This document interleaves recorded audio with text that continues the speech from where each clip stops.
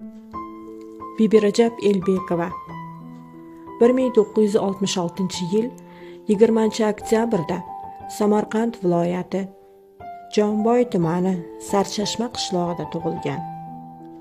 Leningraddagi Oliy madaniyat maktabini bitirgan. 12 yoshidan ijod qila boshlagan. 1999-yilda Izlarimda yog'dular qolsin nomli ilk she'riy to'plami nashr etilgan.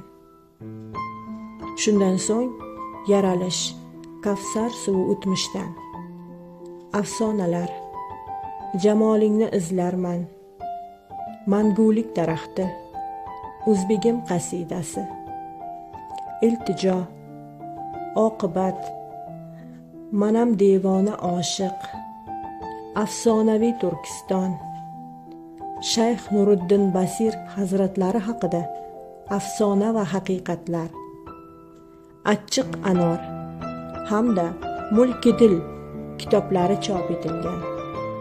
2 nafar farzandning onasi, 3 nafar nabiralarning buvijonisi, Xalqaro Turon yozuvchilar uyushmasi a'zosi.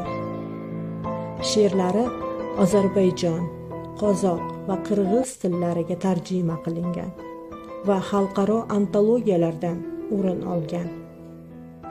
Qozog'iston Respublikasi Qo'shqanot fondi tomonidan ko'plab medallar sohibasi bo'lgan.